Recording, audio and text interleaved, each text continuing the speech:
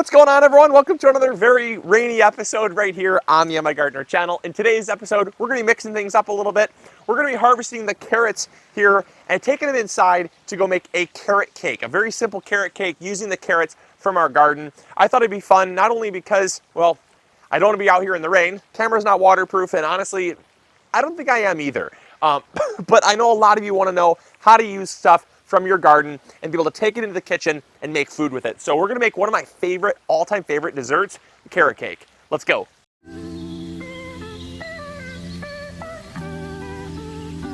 All right, so we're just harvesting these carrots here. We have a combination of the Danvers 126 and the Royal Châtenay carrot, and they are beautiful. These carrots are stunning. They're so incredible. Honestly, not the longest carrots in the world, but they're short and stumpy and so super beautiful. So we're gonna pick these here. We've really picked a lot of the big ones, but that's so, look at that's a gorgeous carrot. Wow, that's a beautiful carrot. Look at that. That's about as perfect of a carrot as you can get. And so we're gonna take these inside. I'm just gonna pull them all and we'll get what we need for the recipe, but I'm super excited. There's nothing better, in my opinion, than carrot cake in the fall. It's just such a delicious fall recipe. So we're gonna take it inside, and I'm hoping you guys are gonna enjoy this because usually it's Mrs. MIgardener that makes the carrot cake, but I'm gonna give it a shot today. I'm gonna give these carrots a rinse before we take them inside to the kitchen. Look at how pretty those are. All right, so we are back in the kitchen and had about on a dry shirt. Picked a nice fall-themed shirt color, a nice carrot cake colored shirt. And what we're doing now is we're just taking all these and we're peeling them. We're peeling them to get all the extra dirt and root fibers off and stuff so they're nice and clean. And then what we're going to do is we're going to grate them. We want to grate all these carrots up. I'll give you the recipe, or I'll give you the amounts in a second, but we still got a little more to go. So I'm gonna get all these cleaned and grated, and then we're gonna get cooking. Watch out, some of your carrots might run away from you. That's just caused from improper watering or a rock or something like that. A lot of you guys ask me what makes your carrots look like they got pants or something. Generally, that's just caused from a forking, which can happen, like I said, from a rock in the soil to sometimes they hit clay or a stone or something, and they can't go any further, so they just divert their attention elsewhere, and that's what makes them have some pants. So sometimes your carrots are hugging each other too. But yeah, we're almost done peeling up these carrots, and I'll get going at the next step. All right, so the recipe calls for a half a cup of applesauce. We don't have a half a cup of applesauce, so we're gonna make our own. Core the apples, chop these into pieces, throw the apples in a pan, about a shot of spiced rum, scoop of sugar, quarter cup of water, pinch of salt, dash of cinnamon. Grab yourself a food mill. Take the apples, add them to the food mill. And there you go, applesauce in less than 5 minutes. All right, and we're gonna get to grating. We're gonna grate all these carrots. We need 2 to 3 cups of grated carrot. All right, I think that should just about do it. All right, we need 3 cups of these. Make sure you're pressing it down just like you would brown sugar. There's a lot of air gaps, and you want to make sure you get that exact amount. We're gonna be cutting it real close. There's 2 cups. All right, you're gonna need 4 eggs, 1 cup of brown sugar, half cup of our applesauce we made, and 3/4 cup of olive oil.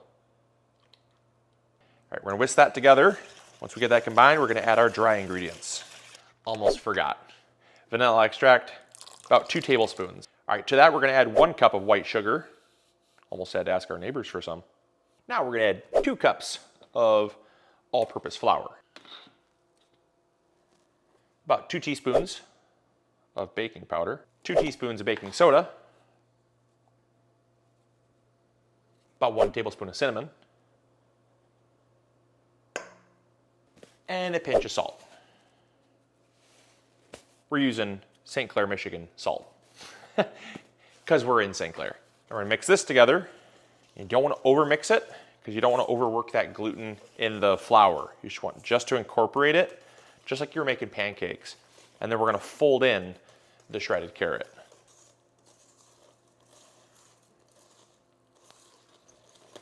And in goes that beautiful carrot we just shredded from the garden. And we're going to fold that in with a spatula, which, by the way, did you know this is a spatula? This is not a spatula. This is known as a flipper or a turner. Just found out about that today. My mind's been blown. I've been living a lie.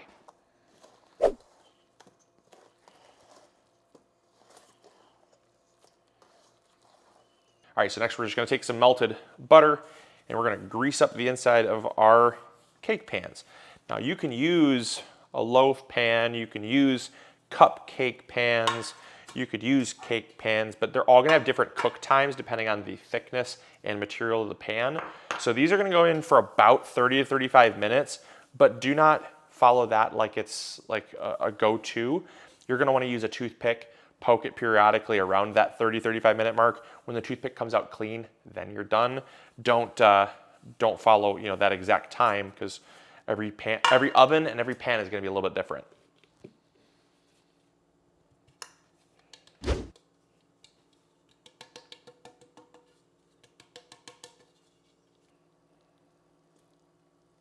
.350-degree oven they go. We'll see in about 30-35 minutes.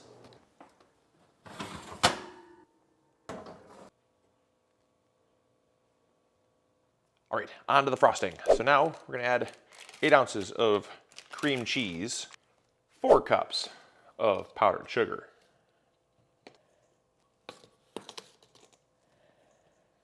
a pinch of salt, about a tablespoon or 2, or maybe 3 of vanilla extract, and some cinnamon, maybe about a teaspoon or so. And last but not least, 1 stick of unsalted softened butter. And as Michael Jackson would say, we're just going to beat it. Oops. All right, now that these have cooled a little bit, we're going to get them out onto a cooling rack so that they can finish cooling, because we don't want to put frosting onto a hot cake. That steam tells you it would melt. I'll be honest, I'm not much of a baker. I do not do a whole lot of baking. I don't consider myself to be a very good baker. Mrs. MIgardener is the superior baker, but I think this would be a good little confidence boost. I do more cooking than I do baking, but I gotta tell you, I'm impressed. And we're just gonna level the cake.